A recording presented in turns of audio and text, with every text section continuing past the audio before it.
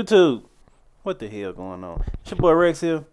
Hope you having a good day, blessed day, happy birthday, all that good old good fashioned shit. I hope you ain't procrastinating. Hope you get off your ass, and I hope you grinding. I hope you grinding. I hope you doing something that's gonna lead you to do something better tomorrow. Today we're gonna react to Bad Baby. I had to look up her goddamn. I know who she is, but I had to look up her name. I didn't know how to say her fucking name. I'm just gonna keep it real. I didn't know what the fuck it was.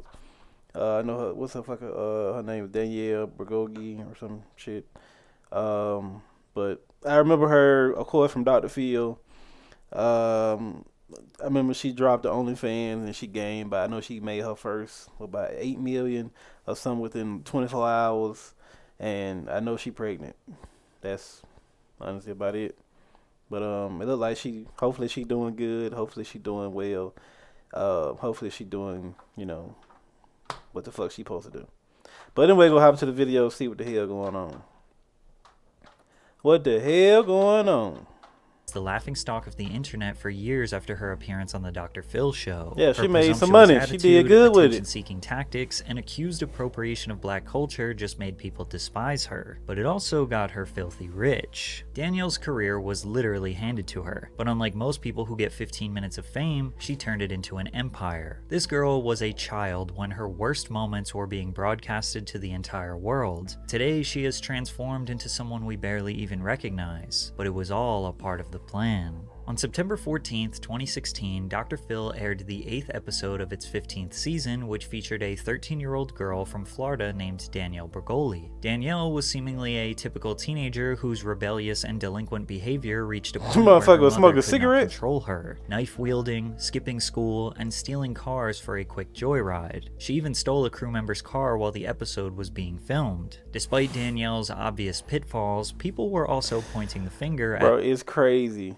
What her mama, I don't know what her mama was doing, but hey, I guess she was doing the best she could. But the shit she was doing is wild. That is wild. I mean, people say bad kids are misunderstood, but it's easy to say when you don't have to deal with it. That's all I can say. It's easy to say stuff when you're not the one dealing with it. Because if you were dealing with it, you'd be like, man, I know you're tired. Stealing cars and shit, yeah, that shit wild. That shit crazy. I mean, I don't know. I wasn't a fucking bad kid growing up, so I don't know what the fuck. What the fuck? At her mother. Mom, my daughter is so out of control and provocative. Also, Mom allows daughter to install a stripper pole in her what bedroom. The fuck? But the biggest problem her mother had was Danielle's love for violence. She liked to fight. It's important to note that the show producers encouraged Danielle to be as rambunctious as she could on camera, because it's more entertaining. Yes, At one sir. point, Danielle even challenged her own mother to a fight on the set, but she also challenged anyone else in the audience to throw some hands.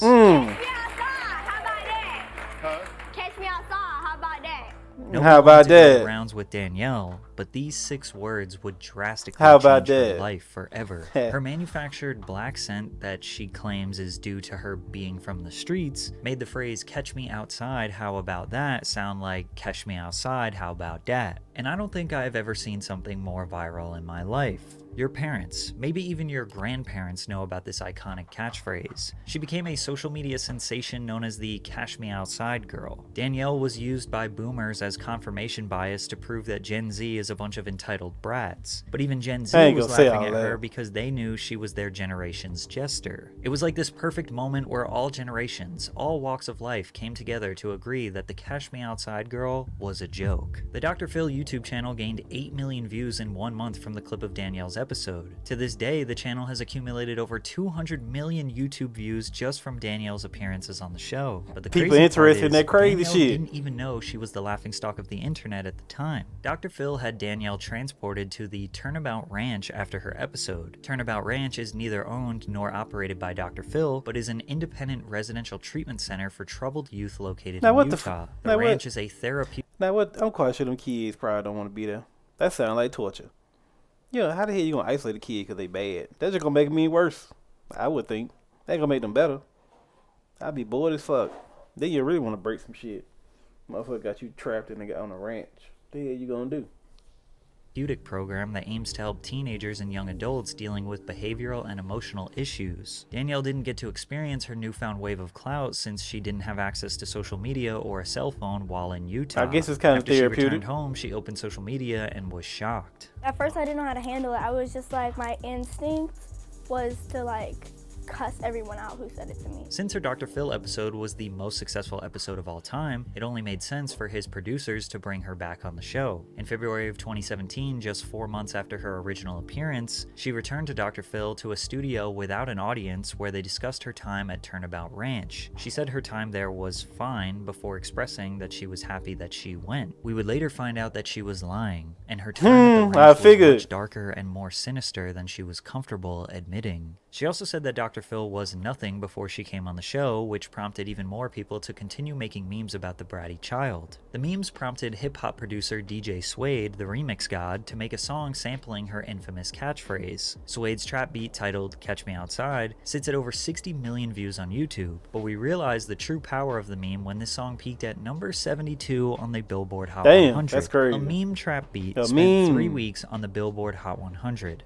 2017 was wild. Danielle and her mother, Barbara, sued DJ Suede over unpaid royalties for the remix. Barbara alleged that the DJ and his manager exploited her daughter after they agreed to let them use her voice and popular catchphrase on the record. Man, you gotta pay up. Legal documents obtained by TMZ, Danielle accepted a deal where she would get half of the remix profits. However, Barbara alleged that DJ Suede refused to pay them their royalties. Suede responded to the lawsuit saying, "My team and lawyer already read y'all the contract several times for months, and we have everything on paper. How about that?" He added, shaking my head. 15 minutes went by pretty fast, huh? Ironically, it was actually DJ Suede whose 15 minutes of fame that he got from Danielle was over, because the world was about to be introduced to Bad Baby, whose fame was about to last a whole lot longer than 15 minutes. But this break from today's sponsor will only last about a minute, so hear me out. Have you ever Googled your name and seen yourself on one of those strange sites that has wanted to take advantage of Danielle's bad girl persona and take this villain, relentless, crazy attitude kid and just brand her as this supervillain?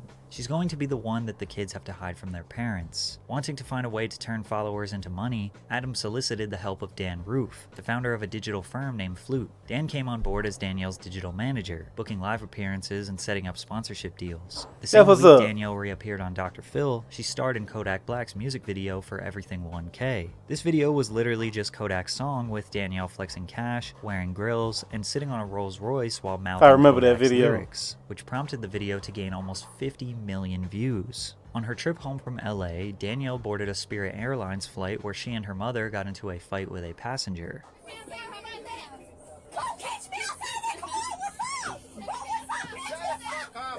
Hey, she standing on business. She run up on their face. But as other camera angles were released, it seemed like the passenger was potentially the aggressor and Danielle was just defending her mom. That's what's up. See, they ain't gonna show that part. Wake up! You wanna be black? Danielle and her friends got into another fight with random people one Saturday night in Lake Worth, Florida.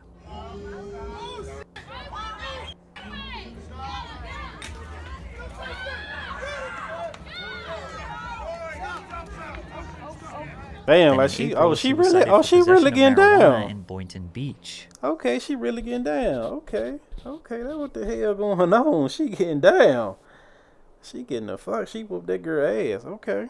The 14-year-old was unsupervised, bad out baby. of control, and on top of that, being ridiculed by random people on the streets. Hey. It was a recipe for disaster. You don't let nobody talk obvious crazy that to you. Her mother was no longer interested in helping Danielle once she realized she could make money from her daughter's delinquency. But despite her bad behavior, she was cultivating a real fan base through YouTube, where she uploaded consistent reaction videos showcasing more of her brazen personality that were generating over 1 million views per video. If you had a child and a hoe tried you in front of them, what would you do?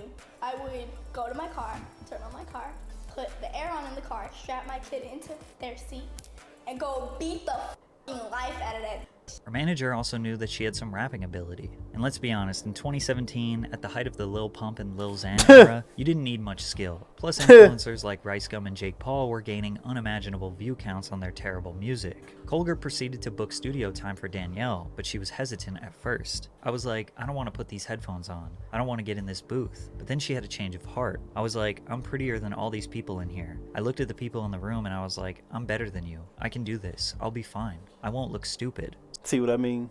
She goddamn. That's crazy. Soon, she was in a meeting opposite Atan Ben-Horon, the global head of artists and repertoire at Warner Music Group. Ben put together a team of 14 writers and producers to work on she just had all the right people around her. That what it sounded like. She just had all the right people around her that really wanted to see her do good. But I didn't know she was a rapper and all that.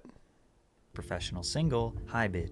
They started her music rollout with a track called These Hoes, which peaked at number 77 on the Billboard Hot 100 chart, making Danielle the youngest female rap artist to debut on the Hot 100. It also made Bhabie the third youngest solo artist of all time to chart on the Hot 100. Oh, so she really doing her goddamn thing. Track's thing. Success led to Danielle signing a record deal with Atlantic Records. She then remixed Kodak Black's Roll in Peace and T Grizzly and Lil Yachty's From D to the A. But even her biggest haters could not deny her second debut single, Bhabie, which reached number 68 on the Billboard Hot 100, while the music video accumulated over 200 million views since its initial I didn't know she was doing none of this shit. The song was eventually certified platinum less than 5 months later. Most people on the internet were calling her music trash, but the numbers didn't lie. Plus, she wasn't afraid of criticism. She's low-key smart, okay? I'm not gonna say she's smart because she's a little bitch. I'm a little bitch. I'm a bitch, but you're the one sitting in the busted ass chair with your busted ass forehead, with your busted ass face, and your busted. So why are you coming for me? Rappers like Lil Yachty voiced their support for her career, which was followed by a collaboration titled Gucci Flip Flops that peaked at number 79 on the Billboard. You know what I'm saying? She was doing her shit. Receiving a platinum certification. Her string of success led to Bad Baby receiving a nomination at the 2018. That's crazy. But like I was saying, see how she didn't like rapping, or she didn't want to rap, and she just tried it, and she was goddamn decent at it. She was decent at it. That's why I say in every video, hey, come out your comfort zone. Because this is definitely out my goddamn comfort zone. I would have never thought I was doing no shit like this.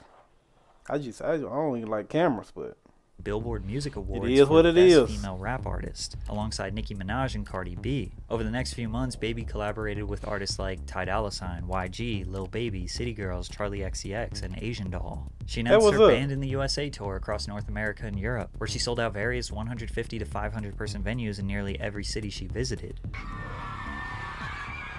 That was up.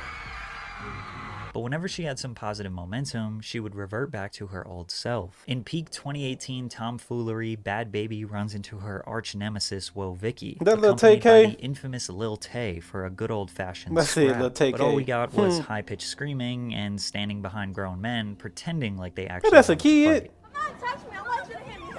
Hit me. Hit me. If you hit me, I'll hit me. I'm right here. You coming at me, so you hit me. Now what the little girl doing there? This was huge news at the time, but this would not be their final battle. Danielle announced a 6-month deal with Copycat Beauty, getting paid $900,000 to promote the brand's products on her social media and music videos. She then signed a 12-episode deal for a reality show called Bringing Up Baby. The show premiered in February of 2019 on Snapchat they giving that money like that? Snap originals. The first episode showcased her life behind the scenes and the hurdles she encountered amid her rise in the industry. This show reportedly earned over 10 million viewers in its first 24 hours. To compare, at the time, Keeping Up with the Kardashians was only getting 1.5 million views per episode. TMZ reported that Danielle made well over $10 million during 2019 due to her reality show. Yo, that's insane. Many still saw Danielle as the snobby kid from Dr. Phil, capitalizing on her 5 I don't care what fame. they say. That motherfucker was getting that bag. I don't care what they say. She was getting that bag. She was getting that bag. I didn't know all this. I didn't know she had all this shit. The she gained was undeniable. Maybe her fans saw her as a troubled teen who was misunderstood and taken advantage of as a child. Maybe they didn't see someone desperate for attention and rather her someone PR team was goddamn goated themselves. But there was no denying that she was still a loudmouth kid who always managed to find her way into trouble. At Cardi B's Fashion Nova launch party, Danielle decided to throw a drink of water on Iggy Azalea. Why would she do that? Iggy seemingly had no idea what happened, nor did she really seem to care. It looked like Danielle pre-planned the attack while hiding behind her bodyguards and trying to make a spectacle, but Iggy did not cave. Danielle claimed that Iggy was talking crazy about her on Instagram. She was referring to a Shade Room Instagram post that asked, "Who is going to see Bad Baby on tour?" And Iggy commented, "Are you?" Iggy responded to the incident. I get that this little girl has made a name for herself acting a damn fool on television and online, but I'm a grown-up. I'm not about to waste my energy on that shit or be fighting a kid in a club. Azalea handled the situation like an adult, She did. just making Danielle look even more childish and immature. Danielle also had a habit of making drama about her when nobody was directing hate towards her in the first place. In an interview with People, Jermaine Dupri, legendary songwriter and record producer, expressed his disappointment with the female rap game.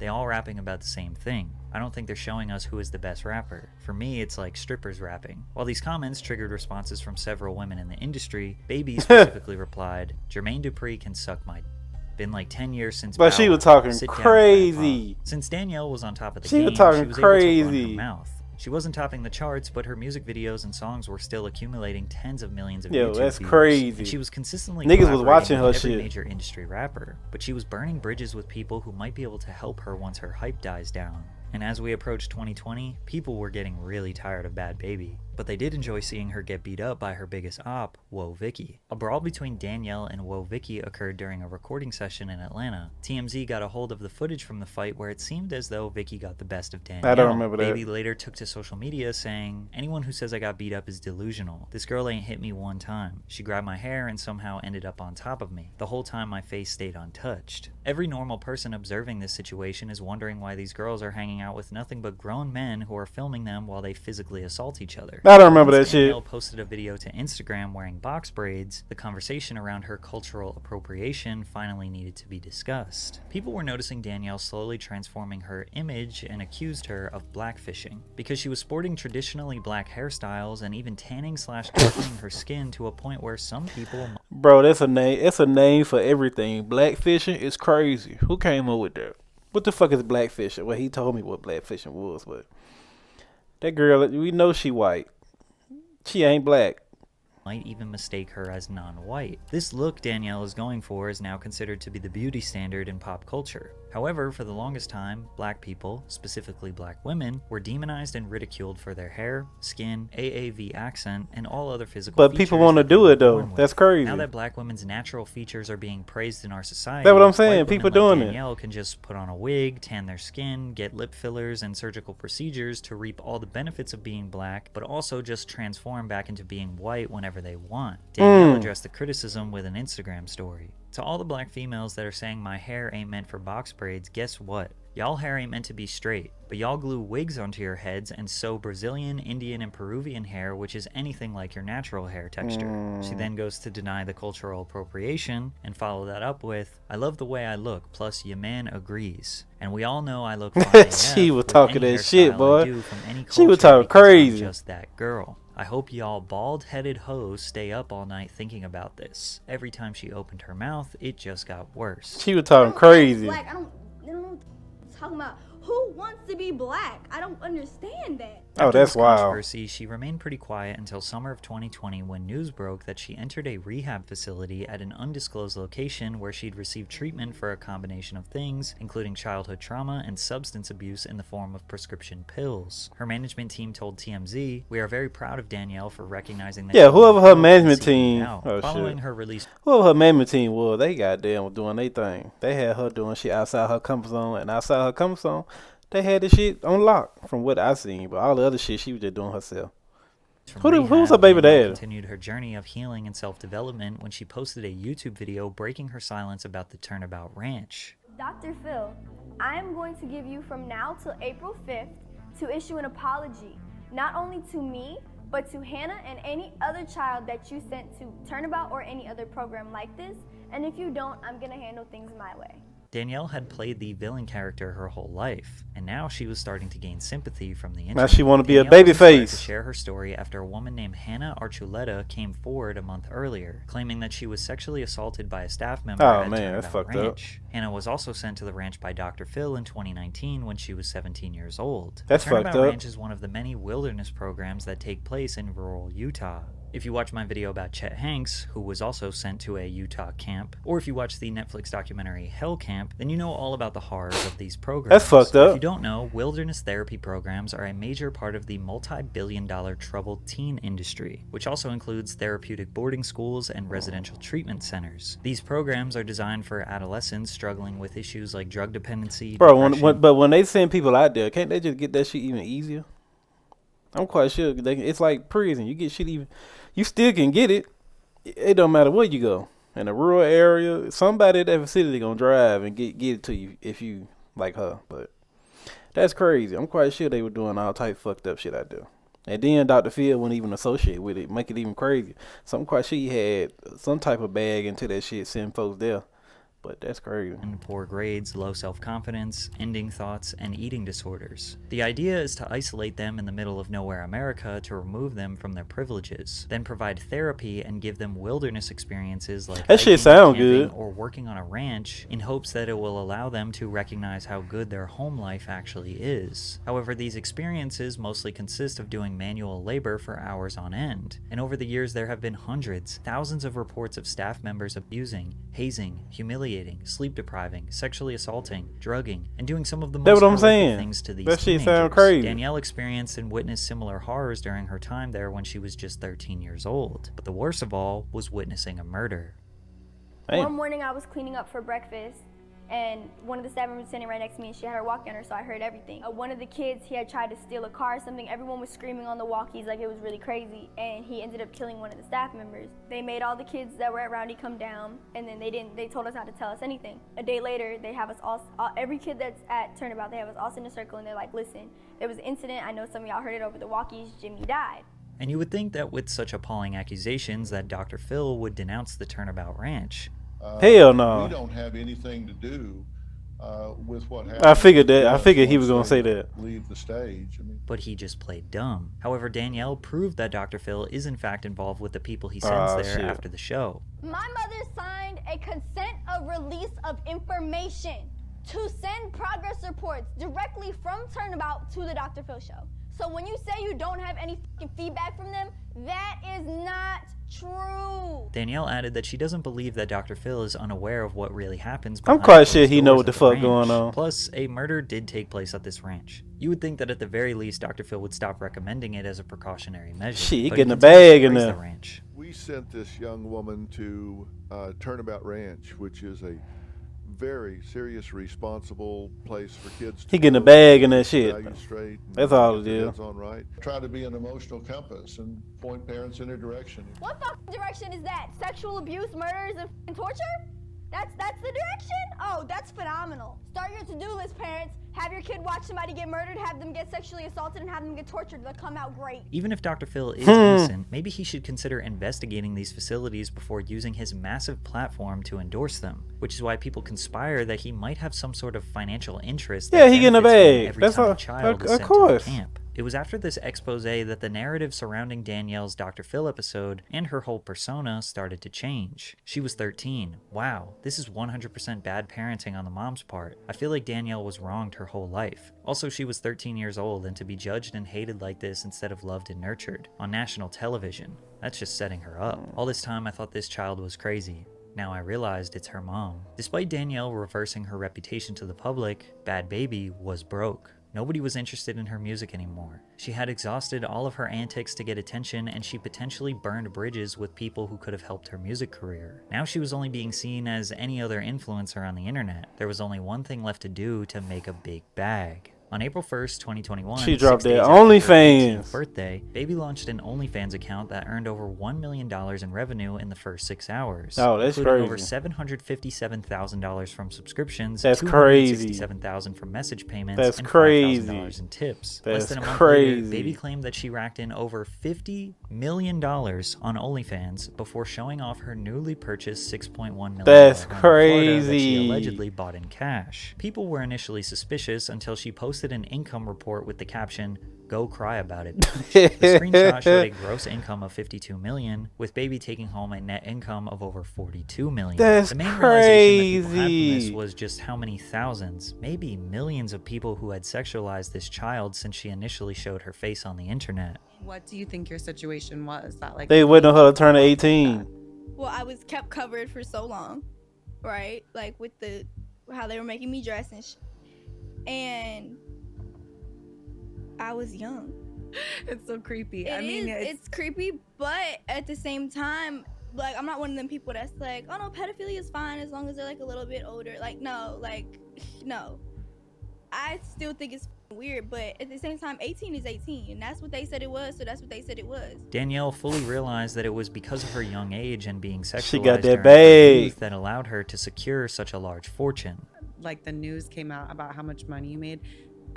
People from so many different walks of lives that I knew were like, I'm getting an OnlyFans. Her success inspired millions of women around the world to try and do the same. Unfortunately, almost none of them will even have a fraction of the success that Danielle had. Hell no, Danielle they admits won't. that she That doesn't shit think crazy. this career path is 1,000,000,000% okay, but she got rich off of it, so she was willing to justify it. Now at age 20, Danielle has secured generational wealth. She's done with the antics, done with the attention seeking, and She done ain't gotta with do making shit it else. on the internet. Now she is seemingly settling down with a man who is not famous, and they are expecting their first child in 2024. Through all her controversies and antics, most people thought that she would end up broke, alone, and regretting her choices. Instead, she ended up filthy rich and settled down with a family. They laughed at her.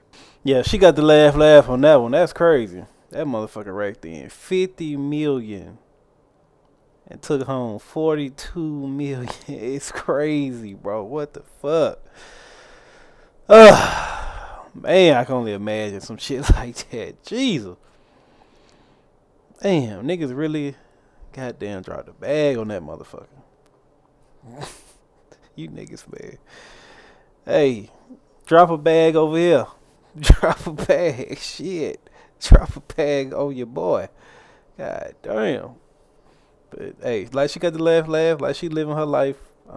Don't know who the baby dad is. I guess that's perfect. That's perfect. You don't know who the baby. Don't nobody know who the baby dad is. So that's perfect. She live her own life. Got a child on the way. So congrats to her. But anyway, like the video, like, comment, subscribe, share. Peace.